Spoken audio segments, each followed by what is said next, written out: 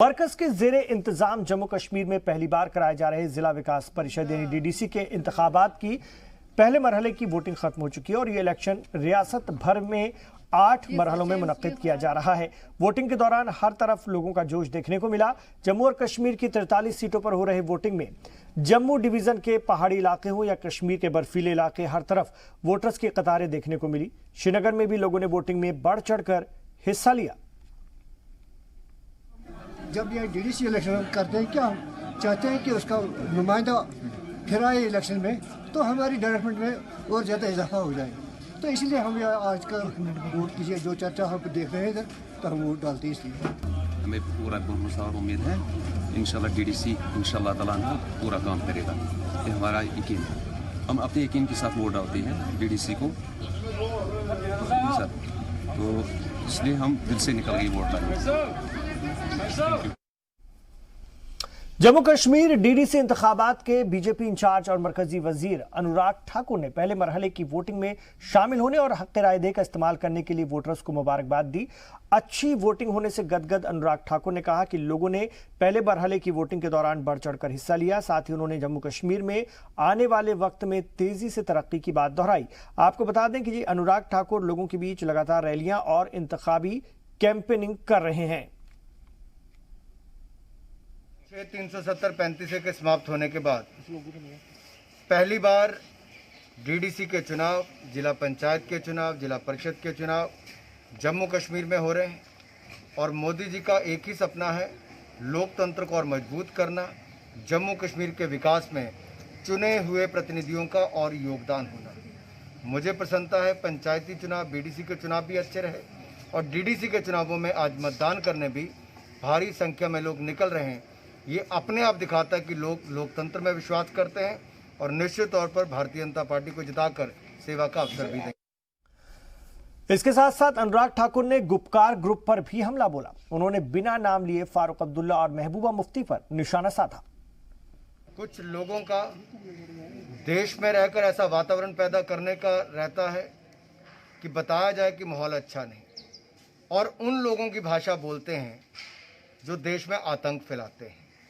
ये पाकिस्तान को भी जवाब है और उन लोगों को भी जवाब है जो उनकी भाषा बोलने का प्रयास करते हैं और लोकतंत्र से, चुनावों से लोगों को दूर रखना चाहते हैं। लेकिन जनता बता रही है कि वो बुलेट का समर्थन नहीं, बैलेट का समर्थन करती है। ये जो लोग कहते हैं कोई उठाने वाला नहीं रहेगा, ये इनकी मानसिकता दर्शाती है कि भारत में रहकर, भारत की सुविधाएं लेकर भी, इसी देश के नागरिक होकर भी दूसरी भाषा बोलना उनकी आदत बन गई थी। लेकिन लोगों ने उनकी रास्ता दिखाया है, उनकी जगह दिखाई है कि कहाँ पर वो हैं।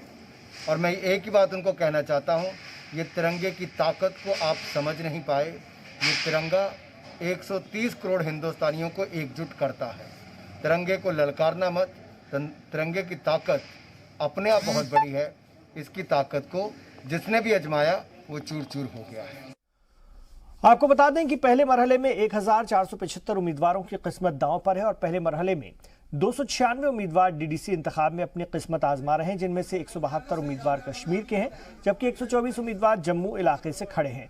पंचायत ज़मीनी इंतखाब में 899 उम्मीदवार पंच के लिए लड़ रहे हैं जबकि 280 उम्मीदवार सरपंच का इलेक्शन लड़ रहे हैं।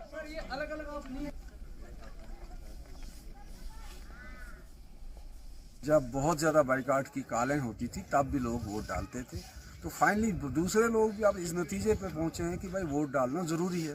देखिए, ये लोग इतनी बात तो समझते हैं कि पिछले जब इलेक्शन हुए टाउन एरिया कमेटीज़ वगैरह के, तो उसमें लोगों ने बाइकाट किया वहाँ, तो आपने देखा कि जम्मू में जो लोग बैठे थे जिनके नाम तक किसी को पता नहीं थे, तो वो सिलेक्ट होकर आ गए।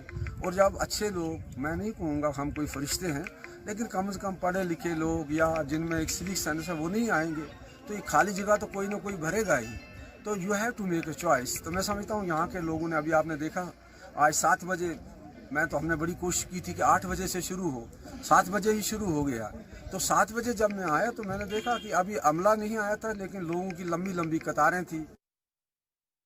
यहाँ केलर 1 और केलर 2 कॉन्स्टिट्यूंसीज में अभी वोटिंग चल रही है और यहाँ 35 पोलिंग स्टेशंस हैं इन 23 लोकेशंस। टर्नआउट काफ़ी अनएक्सपेक्टेडली हाई है और लोगों में भी काफ़ी एंथुसियाज्म है।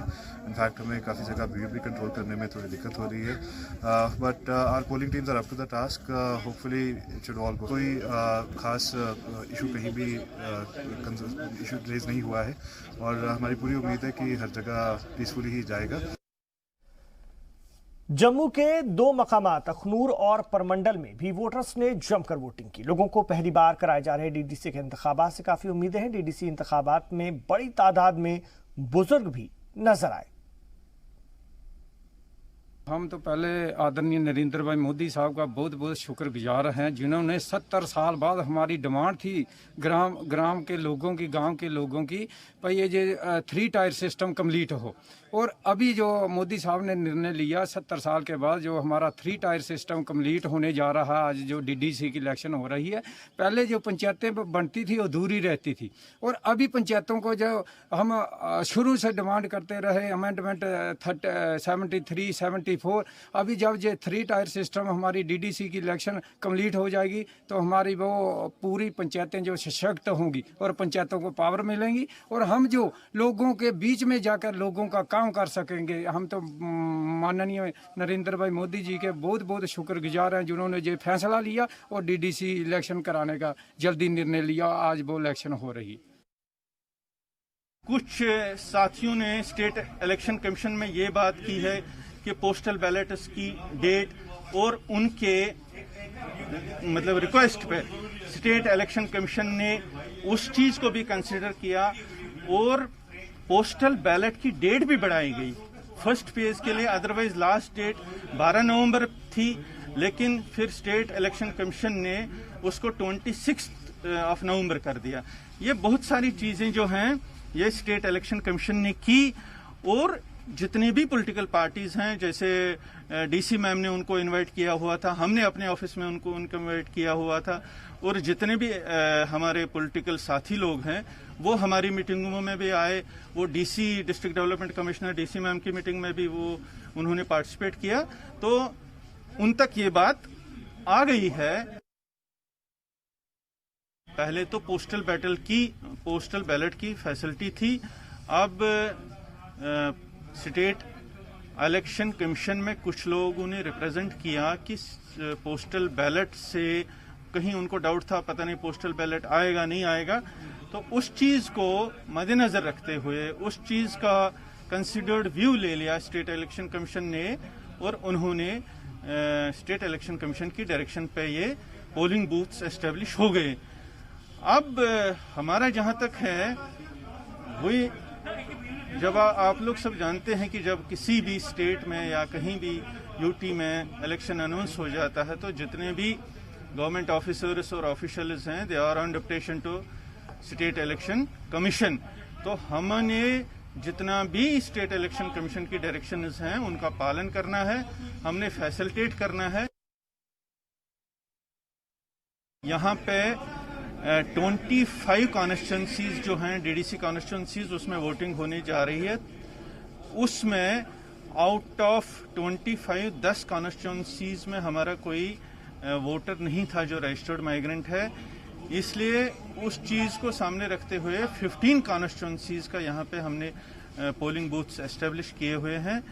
और जहाँ तक इलेक्शन कमीशन की डायरेक्शन इसका है, इलेक्शन कमीशन की ये डायरेक्शन थी कि जो माइग्रेंट साथियों को यहाँ तक लाने ले जाने के लिए ट्रांसपोर्टेशन का भरपूर इंतज़ाम हो, वो हमने यहाँ पे किया हुआ है। और इसी पर बात करने के लिए इस वक्त हमारे साथ हमारे 2 रिपोर्टर जुड़ गए हैं। फारूक वानी फोन लाइन पर हैं श्रीनगर से और रमेश बाली पुंछ से हमारे साथ बराह रास्त जुड़ गए हैं। दोनों से मजीद बात करेंगे। सबसे पहले रमेश बाली का रुख करते हैं, इस वक्त पुंछ से बात करेंगे उनसे। जी रमेश बाली, अगर हम देखें पहला मरहला पूरा हुआ है, अगर हम देखें अभी कई मरहले और बाकी हैं, लोगों का जोश व खरोश, तैयारियां और उमंग कैसी नजर आई? जी बिल्कुल, आपको बता दें कि आर्टिकल 370 जम्मू कश्मीर से खत्म होने के बाद ये पहला चुनाव था और पहले चुनाव में लोगों का जिस तरीके का रुझान देखा गया वो एक बड़ी बात है। हम आपको बता दें आज सुबह से ही लोग अपने घरों से निकल आए और बड़ी तादाद में निकले। और आपको ये भी बता दें कि पुंछ में जो 69% पोलिंग हुई है ये इससे पहले इस इलाके में इतनी पोलिंग नहीं हुई थी। लेकिन थोड़ा सा परेशानी ये रही कि सुबह 7 बजे का टाइम था, 7 से लेकर 2 बजे तक, और ये पहाड़ी एरिया है, तो सुबह 7 बजे काफी अंधेरा था और तकरीबन 8 बजे के बाद सूरज निकला और उसके बाद ही लोगों ने आना शुरू किया। तो लोगों का जो रुझान था, लोगों का जो डेवलपमेंट को लेकर जो रुझान था वो काफी जोश में देखा गया और लोगों ने बड़ी खुशी खुशी यहाँ पे वोट डाले। यहाँ पे अगर हम बात करें तो यहाँ पे जितनी तादाद में निकले उससे ज्यादा औरतें यहाँ से निकली, तकरीबन 7,000 के करीब यहाँ पे औरतों ने वोट डाला है और ये एक बड़ी बात है। और लोगों का यही कहना है कि यहाँ पे डेवलपमेंट, अगर इस इलाके की बात करें, ये पहाड़ी इलाका है, यहाँ पे डेवलपमेंट वो उस तरह की नहीं हुई जिस तरीके की होनी चाहिए थी। लोगों की एक ही डिमांड है, बिजली, पानी, सड़क और स्कूल। सबसे ज्यादातर लोगों की यही मांग है कि यहाँ पे जो स्कूल जो है वो बहुत कम है और उतनी सुविधा नहीं है बच्चों का पढ़ने की, और बच्चों को दूर दूर तक जाना पड़ता है और पानी की लोगों को थोड़ी सी परेशानी रही है। लेकिन लोगों ने जो इस बार जोश दिखाया इन इलेक्शनों को लेकर वो बड़ी बात है और लोगों का यही कहना है कि हम उस उम्मीदवार को देंगे जो यहाँ की डेवलपमेंट करेगा और जो यहाँ पे काम करेगा जिससे लोगों को ज्यादा से ज्यादा फायदा होगा। ये एक इलाका है जो कश्मीर के साथ लगता इलाका है। रमेश भाई, लेकिन लोगों के बीच में तो वो लोग भी जा रहे हैं उम्मीदवार बनके या उनके हिमायती बनकर, जो ये कह रहे हैं कि हम कश्मीर का पुराना स्टेटस वापस लाएंगे और ये चुनाव इस कहीं ना कहीं इस फैसले को लेकर भी है। उस तरह के लोगों के लिए क्या रिस्पॉन्स है मकामी लोगों का? जी बिल्कुल, लोगों का उनके प्रति उतना रिस्पांस नहीं देखा गया। अभी लोगों ने वो जो भी इलेक्शन लड़ रहे हैं उनका एक ही मुद्दा है, 370 का स्टेटस वापस लाना। और जो पढ़े लिखे नौजवान आगे आए ये कहना है कि इस इलाके की डेवलपमेंट, लोगों का जो रुझान देखा गया वो डेवलपमेंट की तरफ ज्यादा देखा गया। लोगों का ये कहना है कि ये कश्मीर के साथ लगता पूरा इलाका है, ये जो मुगल रोड के साथ पूरा इलाका है, जो बफलियाज ब्लॉक पड़ता है, यहाँ पे आज इलेक्शन थे। लोगों का यह कहना है कि ये भी यहाँ पे अगर टूरिज्म का थोड़ा सा बढ़ावा मिल जाएगा तो यहाँ एक तो रोजगार पैदा होगा और दूसरा उसके साथ जो टूरिस्ट बाहर से आएंगे उससे लोगों को काफी फायदा मिलेगा। और जो नौजवान, जो पढ़े लिखे नौजवान हैं, उनकी यही एक लेके वो लोगों के बीच में गए कि हम इस इलाके की डेवलपमेंट करेंगे। और जो लोगों से हमने बात की दिन भर, लोगों का भी यही कहना कि उन्होंने ये तो नहीं बताया कि हम किस पार्टी को वोट देंगे या किस उम्मीदवार को वोट देंगे। उन्होंने यही कहा कि जो इस इलाके की डेवलपमेंट करेगा हमारा वोट इस बार उसका। और जैसा लोगों का रुझान देखा गया उससे यही लगता है कि इस बार जो भी कैंडिडेट जीत के आएगा वो डेवलपमेंट के नाम पे जीत के आएगा, ना कि 370 आर्टिकल या किसी और मुद्दे को लेकर। जी रहिएगा हमारे साथ। फारूक वानी भी श्रीनगर से हमारे साथ हैं। वादी की बात करें, बिलखुसूस श्रीनगर की बात करें, आसपास के इलाकों की बात करें, कैसा रिस्पांस रहा लोगों का, जबकि शदीद सर्दी इस वक्त श्रीनगर और वादी में इस वक्त पड़ रही है? देखिए, सुबह 7 बजे से ये पहले चरण के जो चुनाव थे 45 निर्वाचन क्षेत्रों में, तो लोगों की संख्या जो है पहले कम रही सुबह मॉर्निंग में, और जो ही गर्मी का जो सूरज निकल आया और धूप खिलाई तो उसके साथ साथ जो मतदाता जो हैं वो देखे गए मतदान केंद्रों की ओर, और बड़ी संख्या में महिलाएं और पुरुष भी जो हैं बहुत ही उत्साह थे और वोटिंग सिलसिले जो वोट डालने के लिए आ रहे थे और खास खुशी उनमें थी।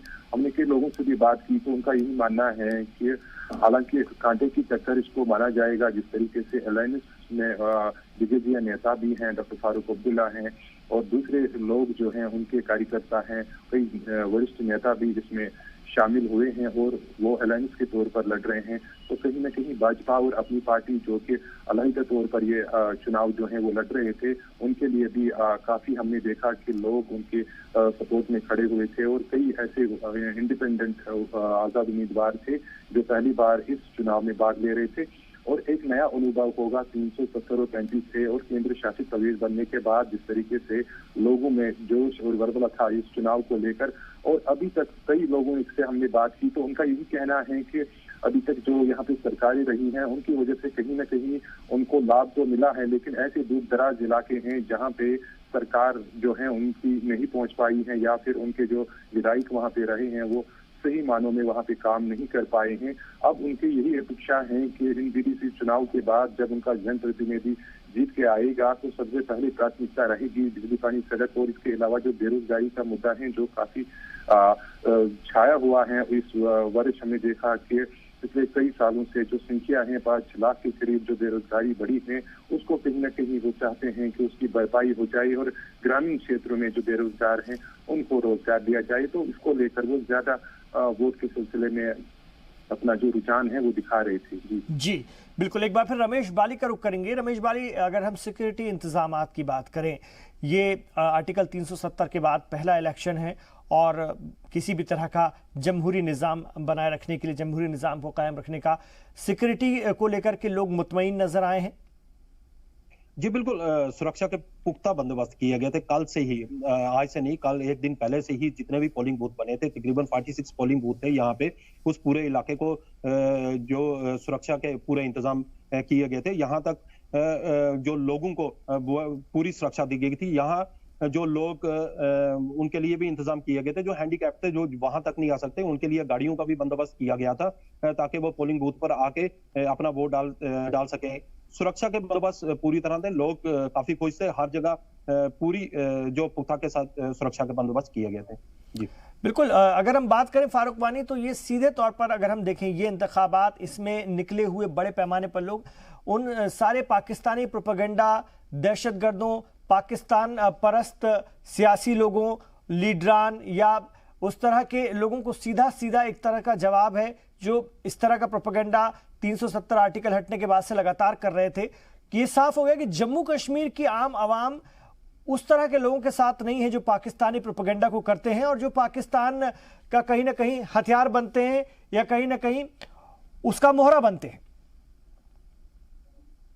बात है जिस तरीके से पिछले कई वर्ष से जो पाकिस्तानी शरणार्थी हैं उनको यहाँ पे अधिकार नहीं था, वो किसी भी चुनाव में भाग नहीं लेते थे और वो कॉस्ट अपना वोट नहीं कर पाते थे और उनकी जो समस्याएं हैं वो अभी तक जो के त्यों थी। लेकिन इस चुनाव में उनको भी जो है अधिकार दिया गया कि वो अपने जनप्रतिनिधि को चुने और पहली बार केंद्र शासित प्रदेश बनने के बाद उनको मौका दिया गया कि उन्होंने भी आज अपना वोट डाला, जो कि पाकिस्तानी शरणार्थी हैं, कई सालों से यहाँ पे रह रहे हैं और उनकी हालत बहुत ही